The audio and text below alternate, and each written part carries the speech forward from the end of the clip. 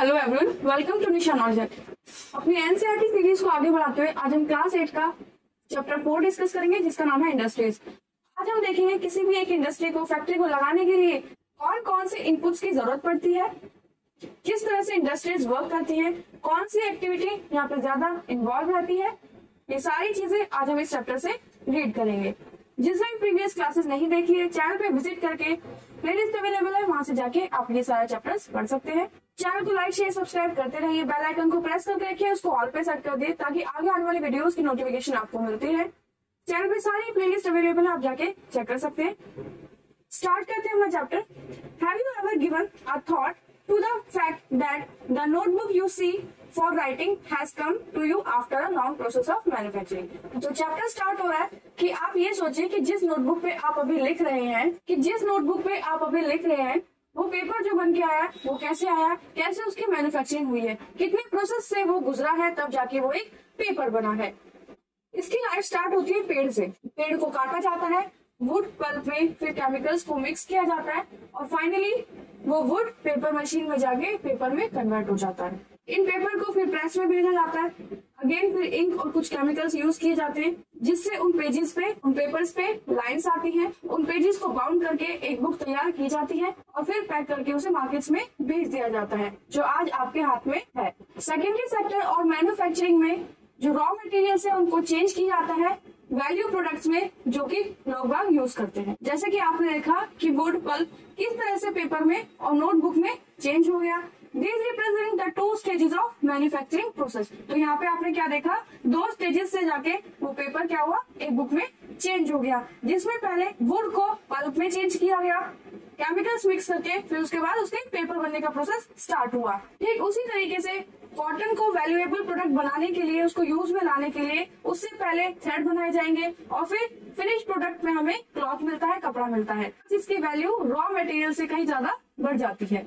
Industry refer to an economic activity that is concern with the production of goods. Industries क्या होती है कि उसमें इकोनॉमिक एक्टिविटी की जाती है जिसमें प्रोडक्शन होता है गुड्स का, एक्सट्रैक्शन होता है मिनरल्स का और बहुत सारी सर्विसेज प्रोवाइड की जाती हैं। जैसे कि आयरन को आयरन ओर से निकाला जाता है, आयरन और स्टील को मिक्स करके बहुत से गुड्स बनाए जाते हैं। कोल माइनिंग इंडस्ट्री में कोल एक्सट्रैक्ट किया जाता है और टूरिज्म इंडस्ट्री में सर्विस प्रोवाइड की जाती है। ये अलग अलग टाइप की यहाँ पे इंडस्ट्रीज मेंशन है, किस तरह से वो सर्विस प्रोवाइड करा रही है, किस तरह से वो रॉ मटेरियल से फाइनल वैल्यूएबल प्रोडक्ट में कन्वर्ट करने में हेल्प करती है। ये प्राइमरी सेक्टर में नहीं आती है, सारी चीजें हमारी सेकेंडरी सेक्टर में आती हैं। जैसे हमने प्रीवियस चैप्टर्स में पढ़ा प्राइमरी सेक्टर, सेकेंडरी सेक्टर और टर्शियरी सेक्टर्स के बारे में। एक्टिविटी में आपको ये बोला कि आपके वार्डरोब में जो शर्ट है उसकी जर्नी को आप ट्रेस कीजिए, कैसे वो फील्ड के कॉटन से आपके वार्डरोब में शर्ट के रूप में पहुंची है। इंडस्ट्रीज को क्लासिफाई किया जाता है कि उसमें कैसे रॉ मटेरियल्स यूज हो रहे हैं, साइज कैसा है और उसकी ओनरशिप कैसी है, प्राइवेट है, पब्लिक है या गवर्नमेंट ओन है। पहले देखते हैं रॉ मटेरियल बेस्ड इंडस्ट्रीज कैसी होती है। Raw material based industries agro based हो सकती है, मिनरल बेस्ड हो सकती है, जिसमें मिनरल्स के ऊपर कुछ काम किया जाए, प्रोसेस किया जाए, फिर उसमें से फाइनल वैल्यूएबल प्रोडक्ट्स निकाले जाए। मैरीन बेस्ड इंडस्ट्रीज हो सकती है। एग्रो बेस्ड मतलब कि जैसे कि आपकी डेयरीज होती हैं जिससे फाइनल प्रोडक्ट्स पनीर मिलते हैं, बटर मिलता है, व्हीट से ब्रेड मिलता है, बिस्किट्स मिलते हैं। मिनरल बेस्ड आपकी हो सकती है जैसे आयरन ओर से आयरन निकाला जाए, फिर उसे मिक्स करके स्टील के साथ बहुत सारे बर्तन बनाए जाए, टेबल बनाए जाए, चेयर बनाई जाए। मैरीन बेस्ड हो सकती है जैसे फिशेस के ऊपर काम होता हो, फिशेस को बड़े बड़े सी से रिवर से कैच करके उसको रेस्टोरेंट्स में फूड के तौर पे रखा जाए। Forest based depending on the type of raw material they use. Food processing, vegetable oil, cotton textile, dairy products और leather industries are the example of agro based industries. ठीक है, तो ये सारी चीजें हमें एग्रो बेस्ड इंडस्ट्रीज से मिलती है। मिनरल बेस्ड इंडस्ट्रीज देखते हैं। ये प्राइमरी इंडस्ट्री है जिसमें मिनरल ओर को एक्सट्रैक्ट किया जाता है एज अ रॉ मटेरियल। वहाँ पे मिनरल ओर्स होते हैं। अभी मिनरल ओर क्या है, ओर क्या होता है बेसिकली, ओर का मतलब होता है कि कोई भी एक बड़ा सा पत्थर है जिसके अंदर आयरन के अलावा बहुत सारी और भी चीजें होती हैं और अगर उसमें से सिर्फ आयरन चाहिए तो उसको उस पत्थर से एक्सट्रैक्ट किया जाता है, मेल्ट किया जाता है, बहुत सारे फर्दर केमिकल्स उसमें यूज किए जाते हैं और उस आयरन को अलग निकाल लिया जाता है और उसको आगे फर्दर उसकी प्रोसेसिंग करके वैल्यूएबल चीजें बना दी जाती है। तो और का मतलब सिर्फ एक चीज ना होके मिक्सचर ऑफ थिंग्स होता है उसमें। ठीक है, एक चीज को आपको निकालनी होती है जिसकी आपको नीड होती है। The product of These industries feed other industries, मतलब जो मिनरल बेस्ड इंडस्ट्रीज होती हैं वो अदर इंडस्ट्रीज के लिए रॉ मटेरियल का काम करती हैं। और से मिनरल्स को, मेटल्स को अलग किया जाता है, फिर उन्हें दूसरी फैक्ट्रीज में भेज दिया जाता है जिससे वैल्यूएबल प्रोडक्ट्स बनते हैं। यहाँ पे सिर्फ ओर्स को एक्सट्रैक्ट किया जाता है। नेक्स्ट प्रोसेसिंग का जो काम होता है वो फर्दर इंडस्ट्रीज के लिए होता है। Iron made from iron ore is a product of mineral based industry. ये प्रोडक्ट है कहाँ का? मिनरल बेस्ड इंडस्ट्री का। ये यूज किया जाता है as a raw material manufacture करने के लिए नंबर ऑफ प्रोडक्ट्स, जैसे कि heavy machines, building materials, railway coaches. Next देखते हैं मैरीन बेस्ड इंडस्ट्रीज क्या होती है। Marine based industries use products from the sea, ocean as raw material. Marine based industries का जो रॉ मटेरियल होता है वो सी से और ओशियन से आता है। सी फूड यहाँ पे प्रोसेस किया जाता है और इस तरह की इंडस्ट्रीज से फिश ऑयल जैसे प्रोडक्ट्स मिलते हैं। फॉरेस्ट बेस्ड इंडस्ट्रीज क्या होती है? वो फॉरेस्ट से जो भी प्रोड्यूस होता है उसको रॉ मटेरियल की तरह यूज करते हैं, जैसे कि वहाँ से कुछ जड़ी बूटियां लेके उनसे मेडिसिन बनाना, पेड़ों की लकड़ी से पेपर बनाना, फर्नीचर बनाना, बिल्डिंग बनाना। तो ये हो गए उनके एंड प्रोडक्ट्स। साइज बेस्ड कैसे होती है इंडस्ट्रीज, कैसे उनको क्लासिफाई किया जाता है? ऑन द बेसिस ऑफ उनके साइज पे।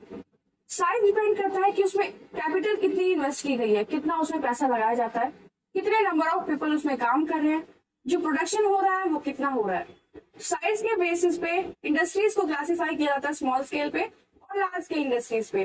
कॉटेज और हाउस होल्ड इंडस्ट्रीज जो है वो स्मॉल स्केल इंडस्ट्री होती है।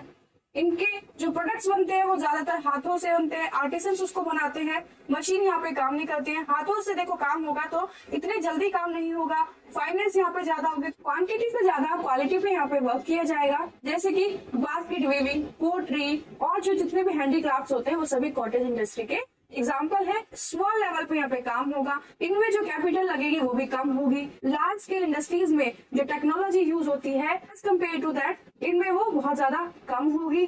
बड़ी बड़ी इंडस्ट्रीज में बहुत सारे प्रोडक्ट्स होंगे, बहुत सारे एंड प्रोडक्ट्स निकलेंगे एक साथ। जो लार्ज स्केल इंडस्ट्रीज होंगे उनमें इन्वेस्टमेंट भी ज्यादा होगा, हायर टेक्नोलॉजी वहाँ पे यूज होंगी, बहुत सारी लेबर वहाँ पे वर्क करेगी, जैसे कि silk weaving. Food processing industries जो होती है वो स्मॉल स्केल में आती है। और ऑटोमोबाइल्स और हैवी मशीनरी जो बनती है, और जिन इंडस्ट्रीज में ऑटोमोबाइल्स, हैवी मशीनरीज बनती है वो लार्ज स्केल इंडस्ट्री में आती है। ऑनरशिप के बेसिस पे देख लेते हैं कि ऑनरशिप के बेसिस पे कैसे इंडस्ट्रीज को क्लासिफाई किया है। तो ऑनरशिप के बेसिस पे इंडस्ट्रीज, दो तरह की इंडस्ट्रीज होती है। प्राइवेट ऑनरशिप के बेसिस पे जो इंडस्ट्रीज को क्लासिफाई किया गया है वो प्राइवेट सेक्टर, स्टेट ओन, कि स्टेट ने ओन कर रखी हो, स्टेट की तरफ से वो फैक्ट्री चलाई जाएगा, पब्लिक सेक्टर, जॉइंट सेक्टर और cooperative sector.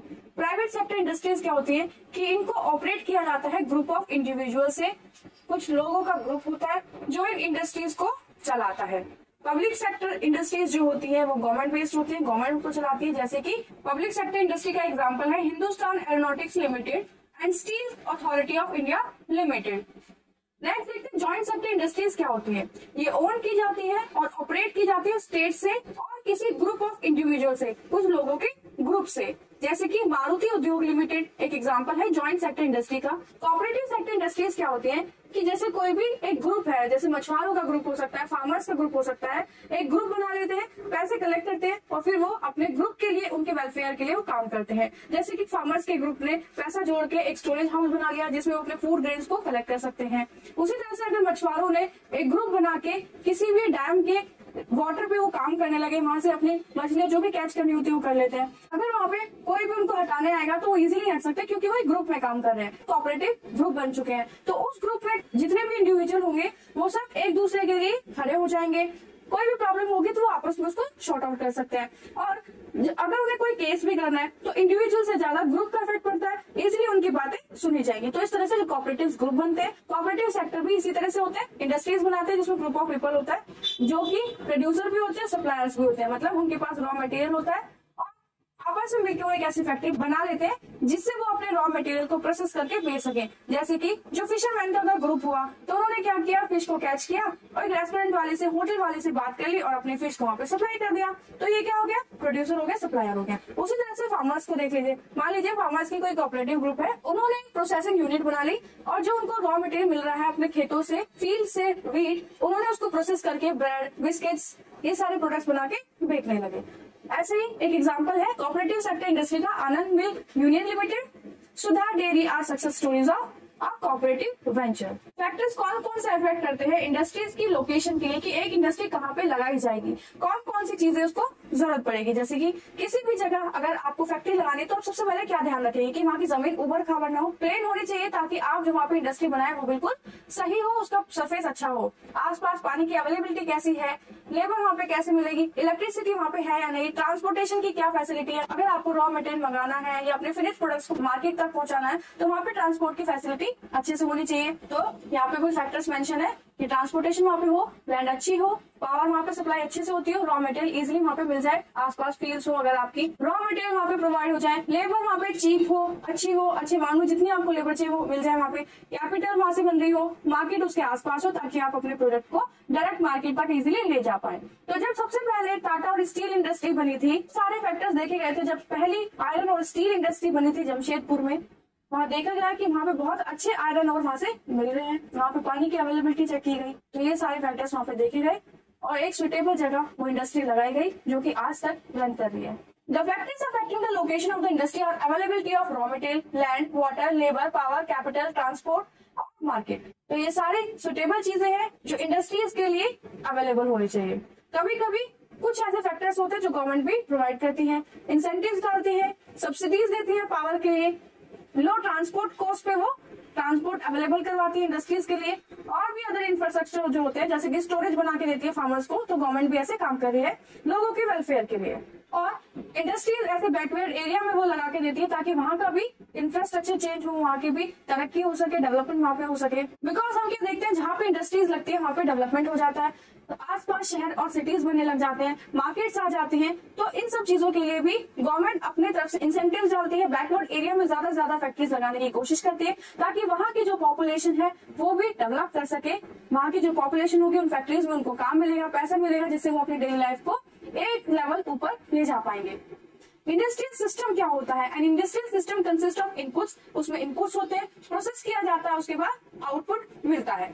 Input raw material की तरह यूज किया जाता है, labour, cost of land, transport, power और अदर इंफ्रास्ट्रक्चर यहाँ पे रॉ मटेरियल की तरह से यहाँ पे यूज किया जाता है। मतलब एक फैक्ट्री को लगाने के लिए आपको रॉ मटेरियल चाहिए, लेबर चाहिए, लैंड चाहिए, ट्रांसपोर्ट, पावर और बहुत सारे अदर जो इंफ्रास्ट्रक्चर होते हैं वो सारे आपको चाहिए। प्रोसेस में बहुत सारी एक्टिविटीज इन्वॉल्व हो जाती हैं कि एक रॉ मटेरियल से किसी भी फिनिश प्रोडक्ट तक पहुंचने के लिए बीच में बहुत सारे प्रोसेस होते हैं। जैसे कि मान लीजिए आपके पास एक कॉटन है, आपने उसे फील्ड से लिया, फैक्ट्रीज में जाएगी वो कॉटन, उसके बाद उसकी वॉशिंग होगी, केमिकल्स उसमें ऐड किए जाएंगे, उस कॉटन से फिर थ्रेड बनेगा, उसके बाद स्पिनिंग होगी, फिर जाके वीविंग होगी, उसके बाद फिर एक क्लॉथ में वो कन्वर्ट होगी। तो बीच के सारे प्रोसेस इंडस्ट्रीज में किए जाते हैं। इससे पूरा एक कनेक्शन हो जाता है, सिस्टम बन जाता है, इनपुट से लेके आउटपुट प्रोडक्ट जो हमको मिलता है उसके बीच में जितने प्रोसेस होते हैं उन सभी को मिला के इंडस्ट्री सिस्टम बनता है। एंड प्रोडक्ट, आउटपुट क्या होते हैं? एंड प्रोडक्ट होते हैं, और जो इनकम उससे अर्न हो रही है वो भी आउटपुट होती है। Textile industry, in case of textile industry input में भी कॉटन हो सकता है, ह्यूमन लेबर हो सकती है, फैक्ट्री हो सकती है, ट्रांसपोर्ट कॉस्ट जो हो सकती है हमारी इनपुट। और कौन कौन से प्रोसेस इन्वॉल्व होते हैं? गिनिंग, स्पिनिंग, वीविंग, डाइंग और प्रिंटिंग। और आउटपुट क्या निकलेगा? एक शर्ट जो आपने पहनी हुई है। ठीक है, उसी तरह से अलग अलग जो इंडस्ट्रीज हैं उन सभी में बीच में बहुत सारे प्रोसेस होते हैं जिसके बाद हमें एक एंड प्रोडक्ट मिलता है। एक्टिविटी में आपको देखना है कि जो लेदर फैक्ट्री जो लेदर शू बनाती है उसमें कौन कौन से इनपुट, आउटपुट और प्रोसेस इस्तेमाल होते हैं, तब जाके कोई लेदर शू बने। Next industrial region. Industrial region emerged when a number of industries locate close to each other and share the benefits of their closeness. Industrial region वो होते हैं कि जहाँ पे पहले एक इंडस्ट्री लगाई गई और फिर धीरे धीरे वहाँ पे और भी इंडस्ट्रीज आ गई, एक चेन बन गई, एक इंडस्ट्रियल एरिया बन गया। अब क्या होगा कि सारी इंडस्ट्रीज एक साथ है तो वहाँ पे एक दूसरे की इंडस्ट्री की वजह से बहुत सारे बेनिफिट्स मिल जाते हैं। ट्रांसपोर्ट वहाँ पे इजीली अवेलेबल हो जाने लगेंगे। अगर किसी एक इंडस्ट्री का कोई प्रोडक्ट बन रहा है और दूसरी इंडस्ट्री के लिए वो रॉ मटेरियल की तरह यूज हो रहा है तो वो आपस में उसको वहाँ पे यूज कर सकते हैं। तो बहुत सारे इंडस्ट्रीज साथ होने की वजह से बहुत सारे बेनिफिट्स यहाँ पे हो जाते हैं।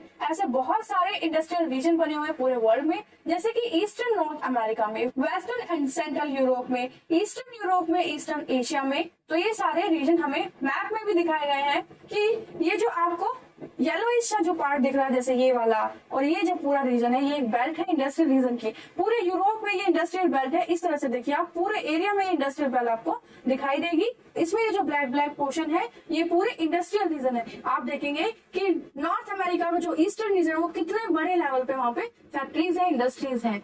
इंडिया में भी राजस्थान साइड पे और ये जो हिमालयन बेल्ट है यहाँ पे इंडस्ट्रियल रीजन है, या फिर आप कह सकते हैं जो नॉर्दर्न पार्ट है, प्लेन एरिया जो है, जो नॉर्थ पार्ट है इंडिया का, वहाँ पे ये इंडस्ट्रियल रीजन आपको देखने को मिलेगा। तो पूरे ही वर्ल्ड में ये इंडस्ट्रीज फैली हुई है।